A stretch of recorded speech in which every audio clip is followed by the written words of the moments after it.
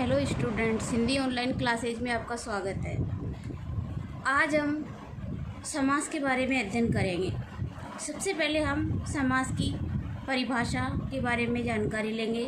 तो समास दो शब्दों से मिलकर बना है, सम प्लस आस। समास शब्द का शाब्दिक अर्थ होता है छोटा रूप। तो समास शब्द का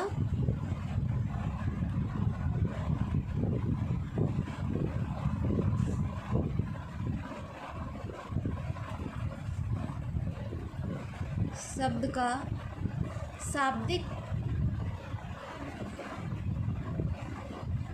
अर्थ होता है छोटा रूप।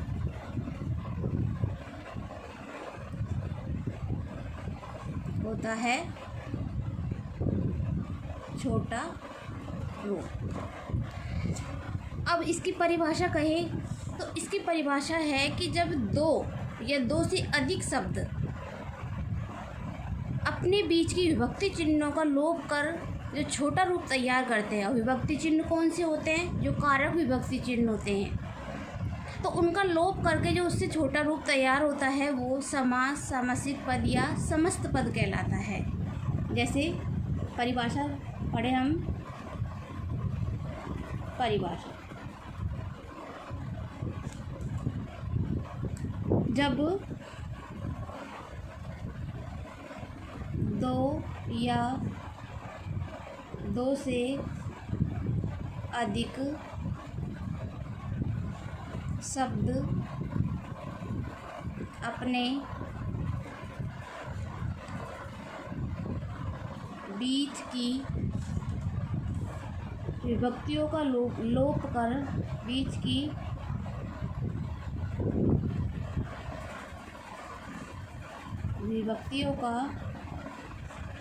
कर जो छोटा रूप तैयार करते हैं, छोटा रूप बनाते हैं, उसे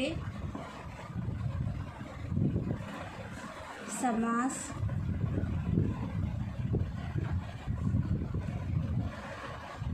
सामासिक पद या समस्त पद कहते हैं।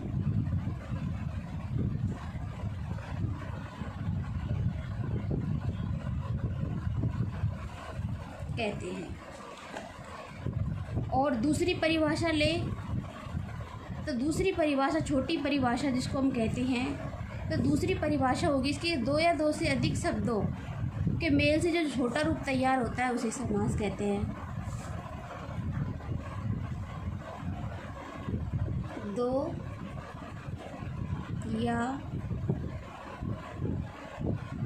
दो से अधिक शब्दों के मेल से जो छोटा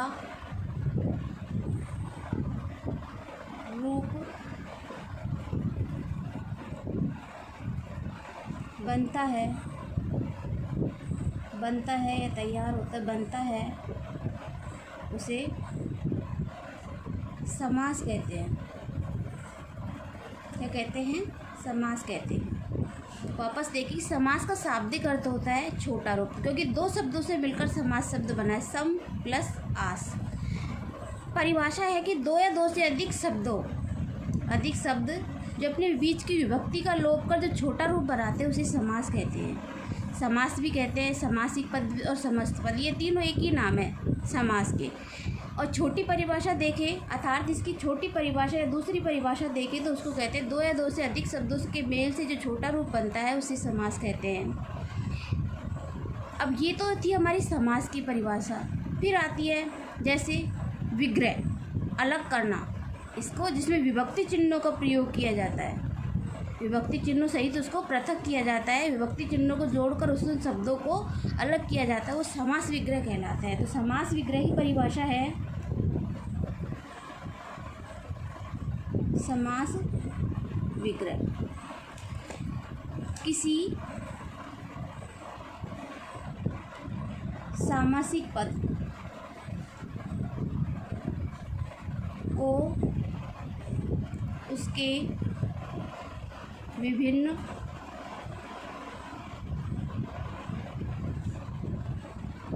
पदों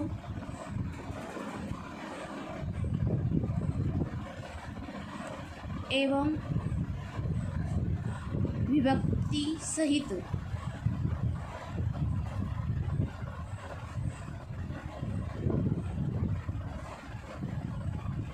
पृथक करने की क्रिया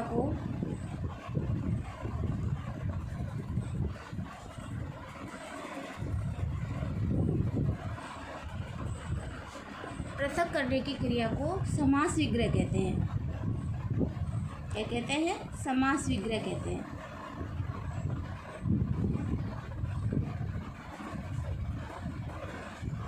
समास विग्रह कहते हैं। जैसे उदाहरण से देखिए हम, विद्यालय। विद्यालय शब्द हो गया,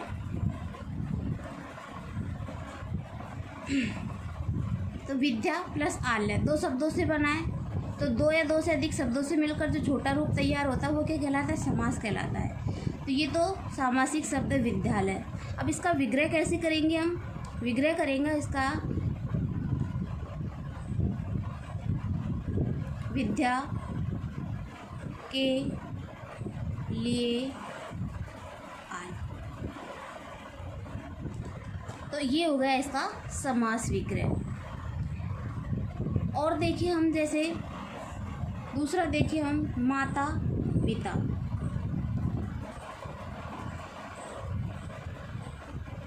माता और पिता,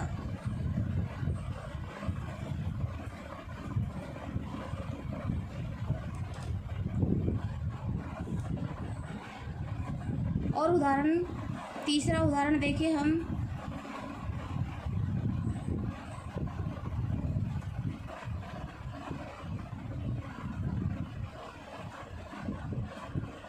चौराहा।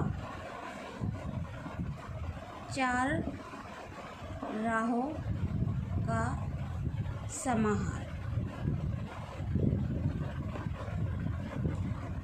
दिगु, दो गायों का समाहार या समूह। अब आते हैं हमारे समास के भेद।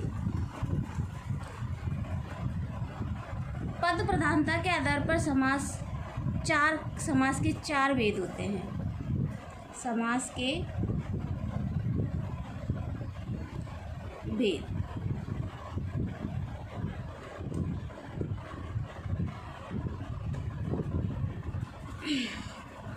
पद प्रधानता के आधार पर समास के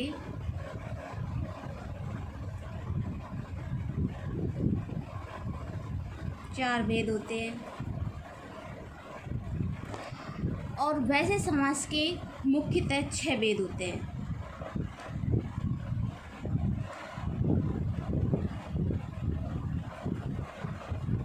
समास के मुख्य रूप से 6 भेद होते हैं।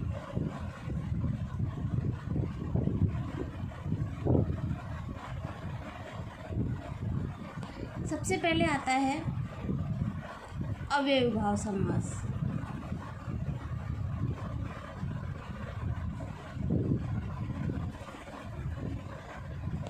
दूसरा आता है तत्पुरुष समास।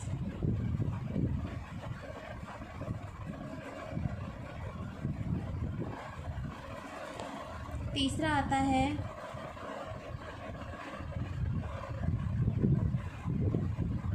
द्विगु समास। चौथा है कर्मधारय समास।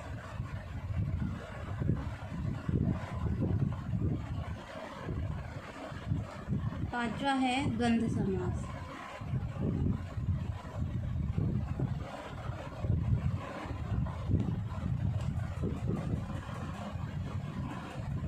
और छठा है बहुब्रीहि समास।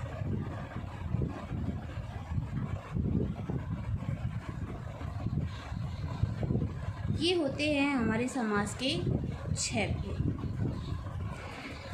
अब सबसे पहले आता है हमारा अव्ययी भाव समास।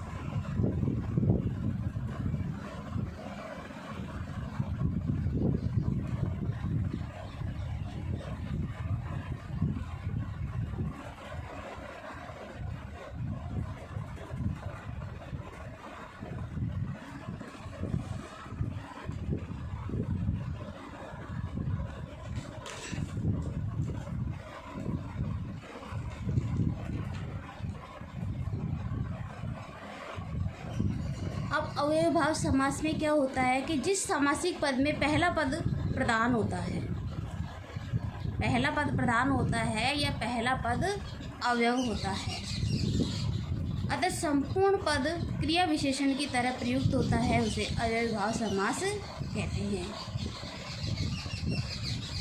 वापस देखो कि जिस सामासिक पद में पहला पद अवयव होता है या पहला पद प्रधान होता है और संपूर्ण पद क्रिया विशेषण की तरह प्रयुक्त होता है, वहाँ अव्ययी भाव समास होता है। या फिर एक ही शब्द दो बार आए, एक ही पद दो बार आए, वहाँ भी अव्ययी भाव समास होता है। एक विशेषता इसकी ये होती है कि इसमें उपसर्ग अवयव जिसको हम बोलते हैं प्रति, हर, यथा और न, ना, निर, दुर, दुस आदि ये प्रत्यय शब्द होते हैं, वहाँ भी अव्ययी भाव समास होता है। उपसर्ग शब्द होते हैं, अवयव जिसको हम बोलते हैं। तो सबसे पहले अव्ययी भाव समास की हम परिभाषा देखेंगे कि जिस सामासिक पद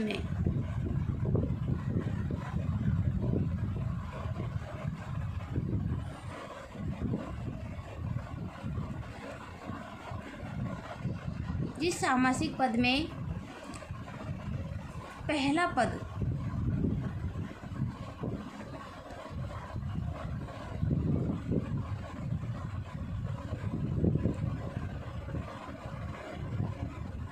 अवयव होता है, अर्थात पहला पद प्रधान होता है,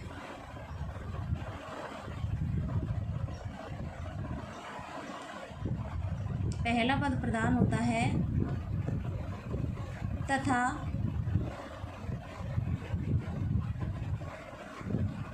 संपूर्ण पद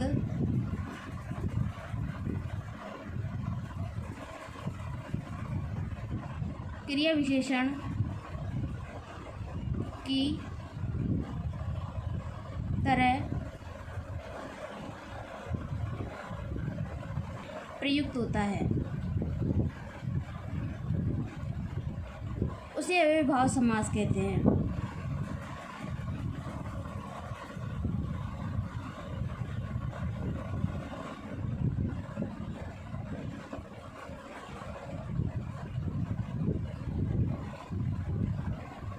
और जहाँ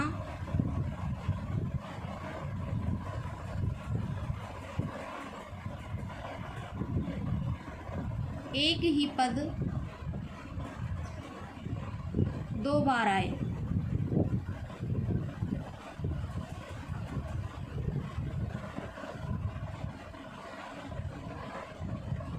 वहाँ भी अव्ययी भाव समास होता है।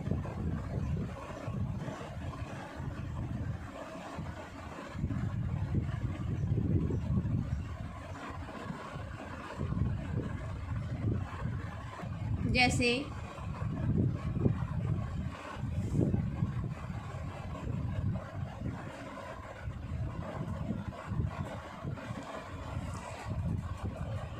आजीवन,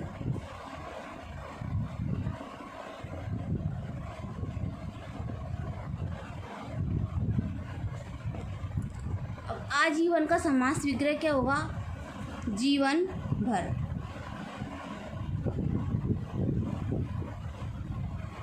तो मैंने बताया था कि इसमें कुछ अवयव शब्द होते हैं, आ, ला,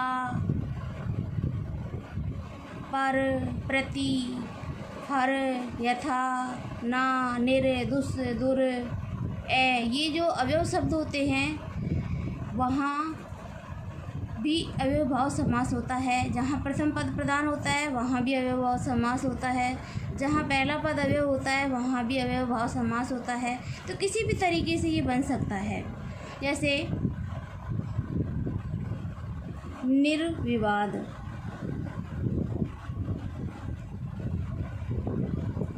तो इसका भी समास विग्रह क्या हो जाएगा? बिना विवाद के।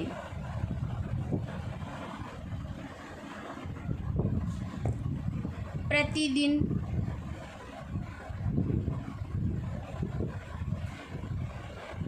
प्रतिदिन का समास विग्रह क्या हो जाएगा? प्रत्येक दिन, रोजाना, प्रत्येक दिन, प्रत्येक दिन भी हो जाएगा, रोजाना भी हो जाएगा, हर दिन भी हो जाएगा। किसी भी तरीके से इसका समास विग्रह हो सकता है।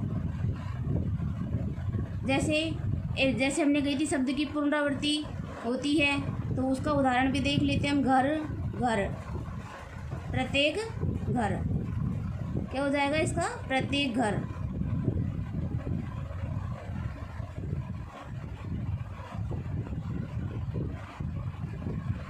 प्रत्यक्ष,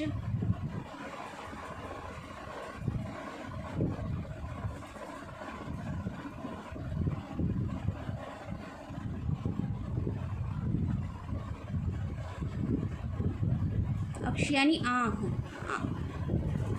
आँख के सामने, जैसे नीरस,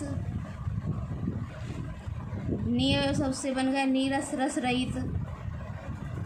नी यानी नहीं, रस बना बिना रस के।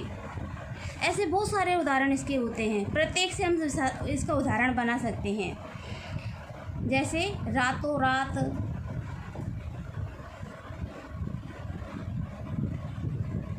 रातों रात का हो जाएगा रात ही रात में।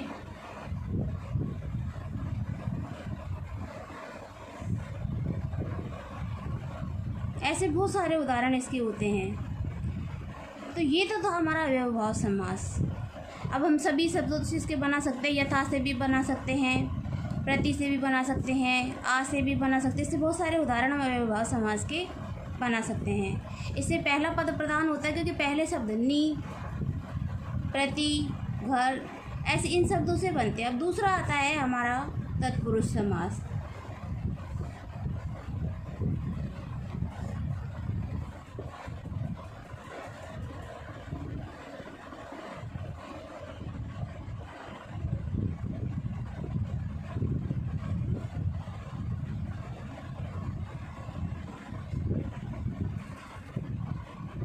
तत्पुरुष समास।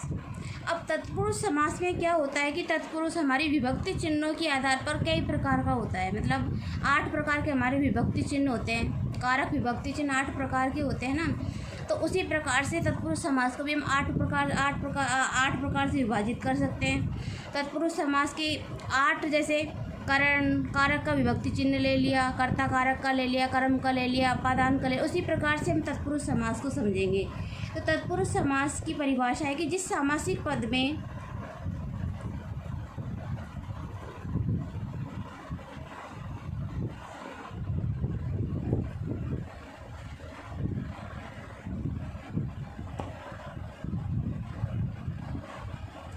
दूसरा पद प्रधान होता है,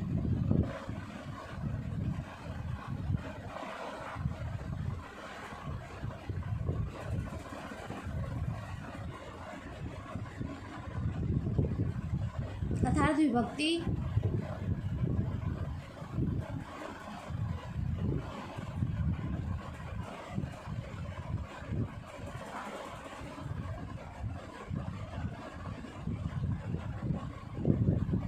लिंग वचन लिंग वचन दूसरे पद के अनुसार होता है।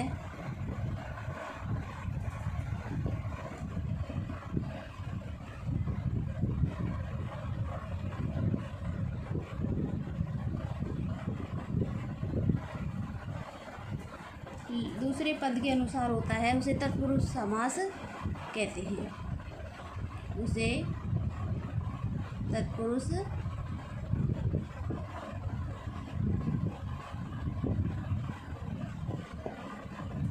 समास कहते हैं। अब इसका विग्रह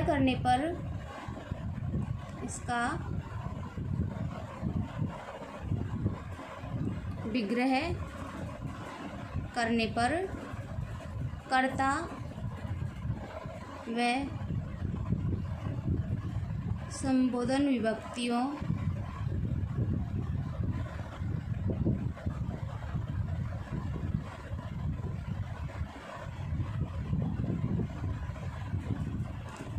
के अतिरिक्त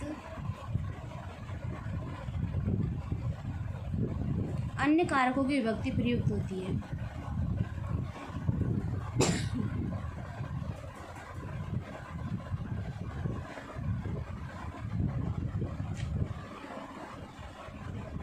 अन्य कारकों की विभक्ति प्रयुक्त होती है। जिस सामासिक पद में दूसरा पद प्रधान होता है, अव्ययी भाव समास में हमने पहला पद प्रधान पढ़ा था, पहला पद अवयव पढ़ा था, और तत्पुरुष समास में दूसरा पद प्रधान होता है। पहला पद प्रधान न होकर दूसरा पद प्रधान होता है और विभक्ति चिन्ह लिंग और वचन के अनुसार होते हैं, वहाँ तत्पुरुष समास होता है। और इसका विग्रह करने पर कारक विभक्ति चिन्ह प्रयुक्त होती हैं। तो अब आते हैं इसके एक उदाहरण, जैसे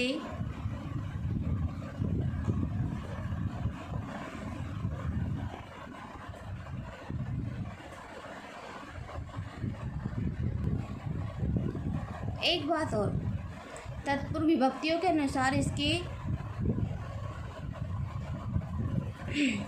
6 उपभेद होते हैं। विभक्तियों के अनुसार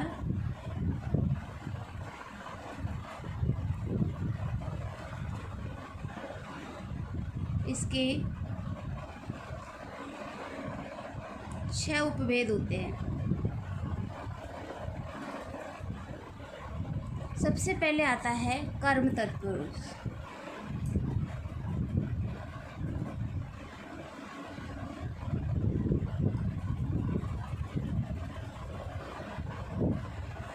कर्म तत्पुरुष समास।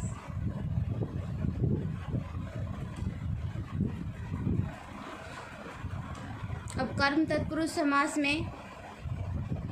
तत्पुरुष समास के उदाहरण देखेंगे हम। ये सब हम उदाहरण के अनुसार ही समझेंगे, क्योंकि हमने कारक विभक्ति चिन्ह पढ़ रखे हैं, तो विभक्ति चिन्ह का प्रयोग होते हमें पता चल जाएगा कौन सा तत्पुरुष समास है। तो कर्म तत्पुरुष में कर्म का विभक्ति चिन्ह कौन सा होता है? को होता है। कौन सा होता है?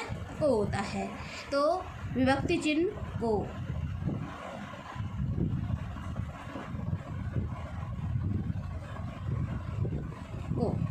तो को के अनुसार ही देखो, पहला है उदाहरण, कृष्णा अर्पण।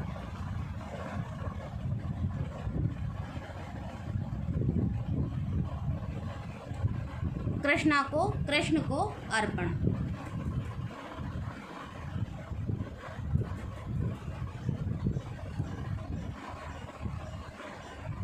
तो इसमें विभक्ति चिन्ह का प्रयोग हो गया को का।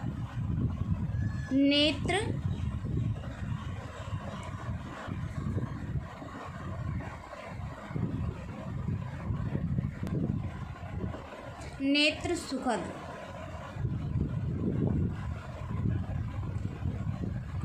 नेत्रों को सुखद।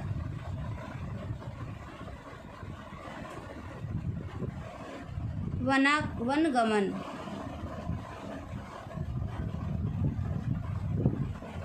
वन को गमन।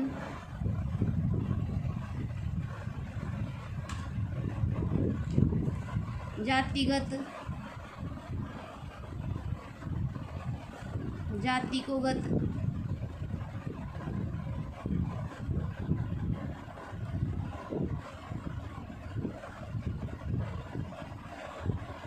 रोगातुर। रोग को आतुर,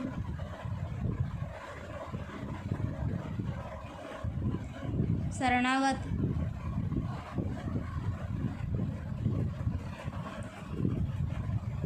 शरण,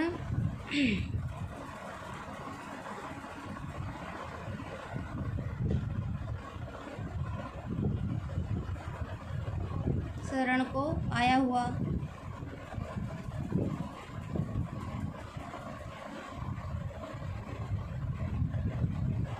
ऐसे बहुत सारे उदाहरण हैं जो को विभक्ति चिन्ह से बनते हैं, जिसको हम कर्म तत्पुरुष समास कहते हैं। इसे बहुत सारे तो बहुत इम्पोर्टेंट हैं, जैसे प्राप्तोदक,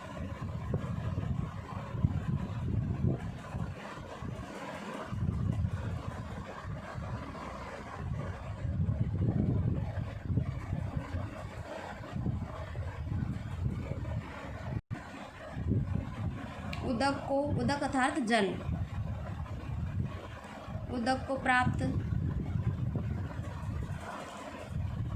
ऐसे सर्वज्ञ,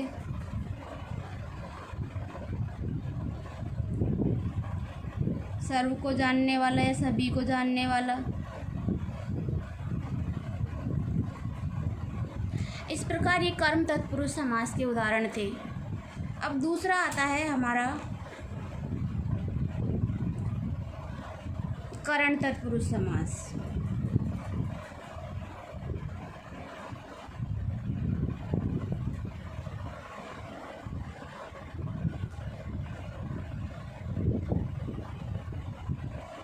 करण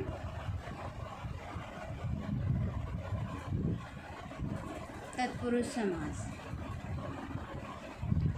अब करण तत्पुरुष समास भी उसी करण तत्पुरुष समास का विभक्ति चिन्ह क्या होता है?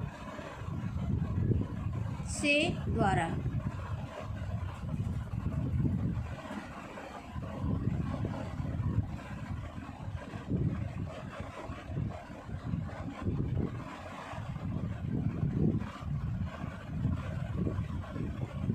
अब इसके उदाहरण देखो,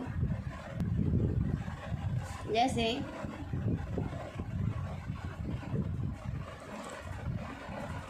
ईश्वर प्रदत्त,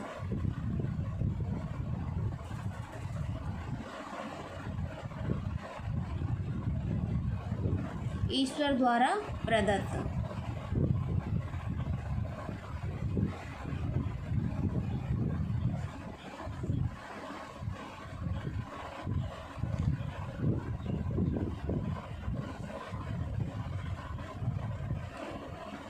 भावपूर्ण,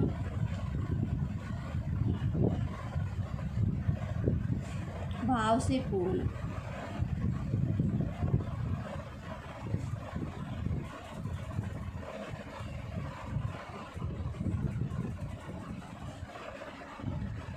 हस्तलिखित,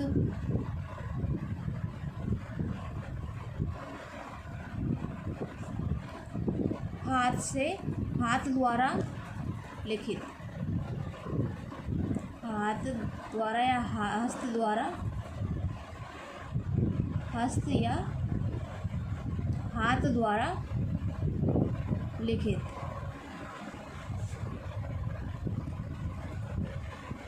रत्न जड़ित,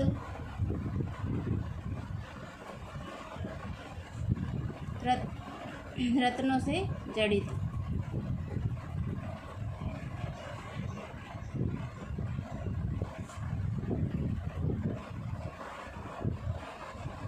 भूख मरा,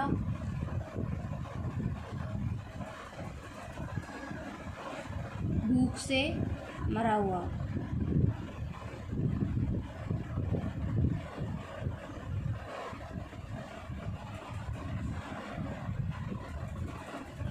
भूख से मरा हुआ।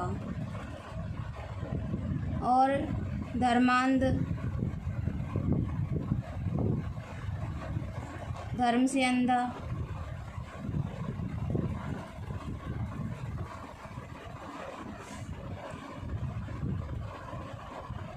और ऐसे बहुत सारे उदाहरण हैं। रेल यात्रा, रेल द्वारा यात्रा,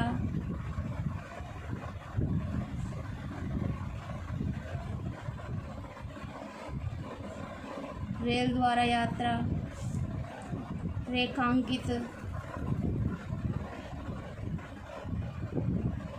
रेखा द्वारा अंकित,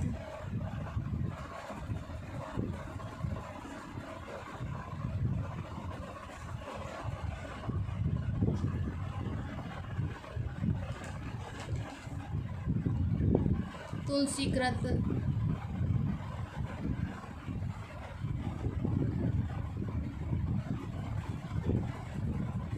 तुलसी द्वारा किया गया,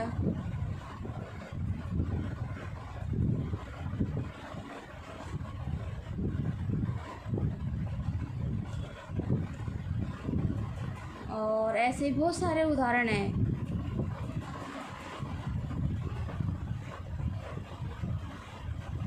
गुणयुक्त, गुण से युक्त,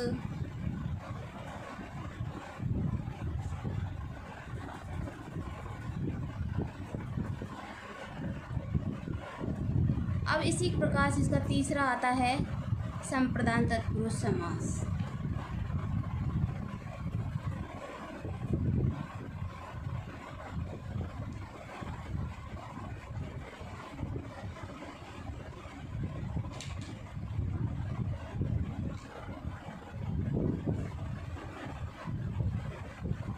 संप्रदान तत्पुरुष समास का कारक चिन्ह होता है के लिए। क्या होता है? के लिए। अब इसमें इसी प्रकार के लिए को जोड़कर बनाएंगे, जैसे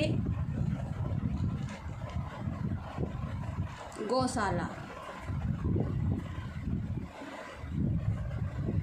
गायों के लिए, गौशाला गायों के लिए, रणभूमि, रण के लिए भूमि,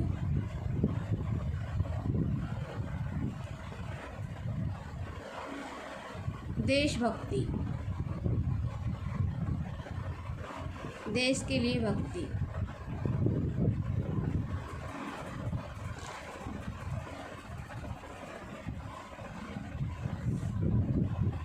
गुरु दक्षिणा, गुरु के लिए दक्षिणा,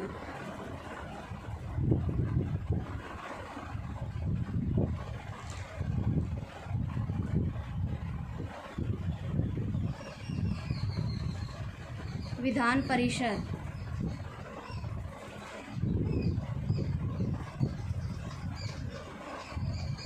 विधान के लिए परिषद,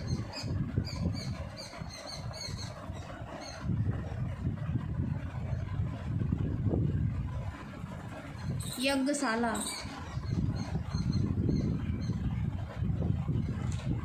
यज्ञ के लिए शाला,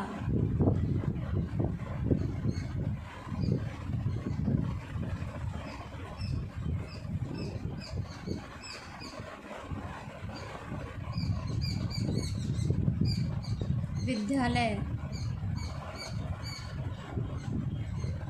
विद्या के लिए आलय,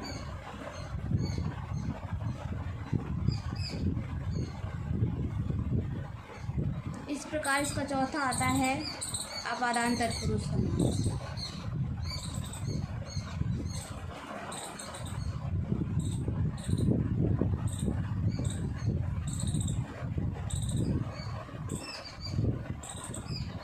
अपादान तत्पुरुष समास का कारक विभक्ति चिन्ह होता है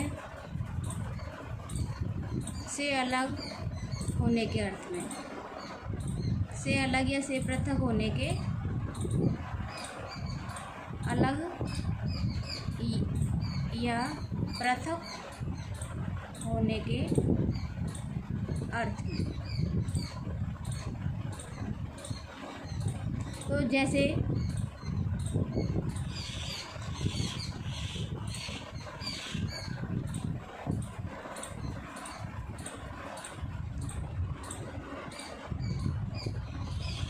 ऋण मुक्त,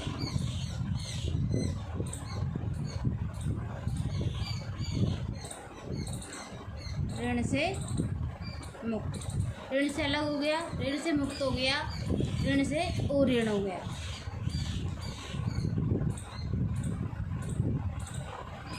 ऐसे ही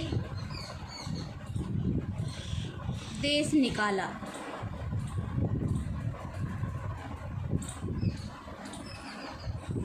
देश से निकाला हुआ।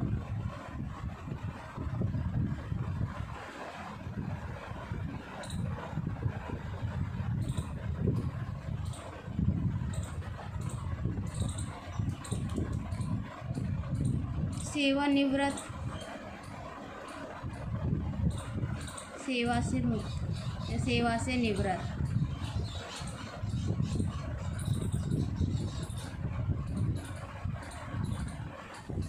और ऐसे ही इसके बहुत सारे उदाहरण हैं। रोग मुक्त, रोग से मुक्त,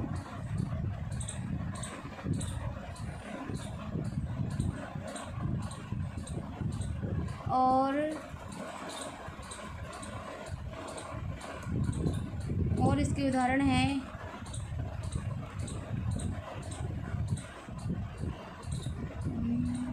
आर्य, मार्ग भ्रष्ट,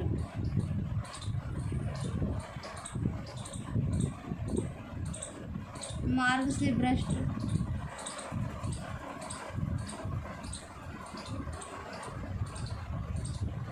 नेत्रहीन, नेत्र से हीन,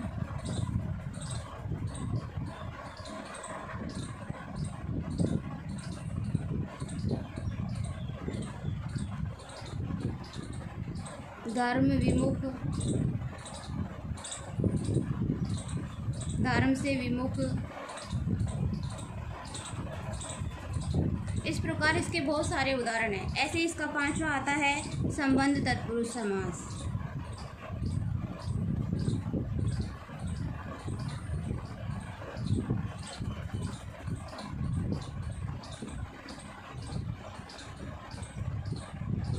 संबंध तत्पुरुष समास का कारक विभक्ति चिन्ह होता है काके की, रा रे री, नाने नी, काके की, नाने नी, रा रे री, बहुत सारे होते हैं इसके, है ना। तो इसके भी इसी प्रकार उदाहरण हैं। मंत्री परिषद, जैसे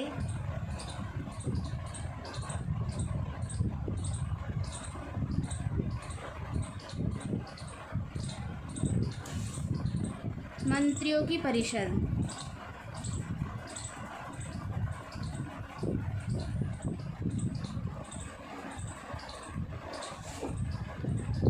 रामचरित्र,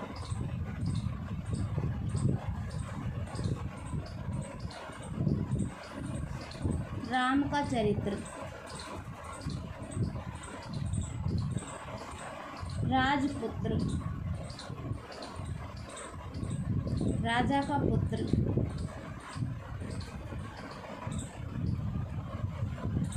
जगन्नाथ,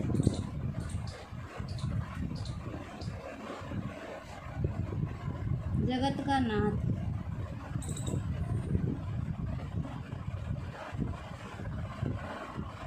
सेनाध्यक्ष,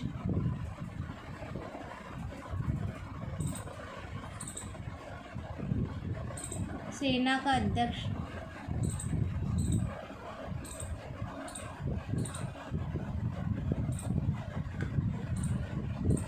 दुख सागर,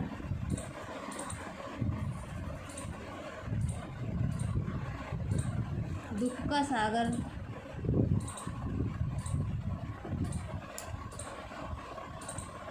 स्वर्ण घट, स्वर्ण घट, स्वर्ण का घट।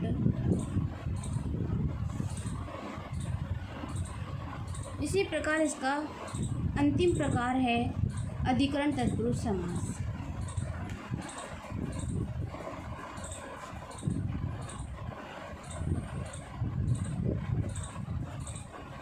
अधिकरण तत्पुरुष समास, और इसका विभक्ति चिन्ह में पर पे, कारक चिन्ह है इसका में पर। इसी प्रकार इसके भी हो जाएंगे। जीव दया,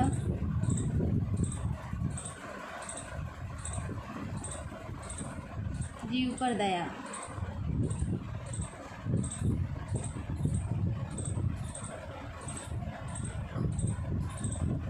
कवि पुअंग, कवियों में श्रेष्ठ।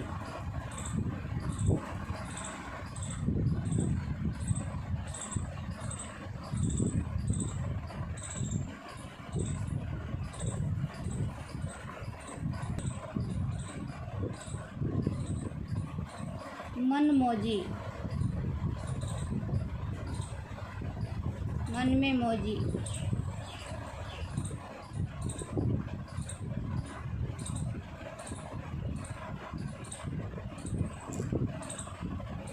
कविराज, कवियों में राजा।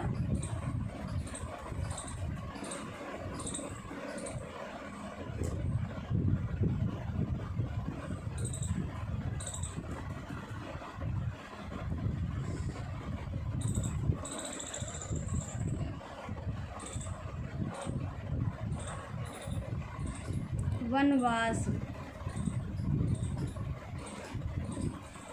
वन में वास।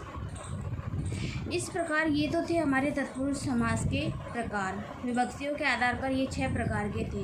तो आज के वीडियो में हमने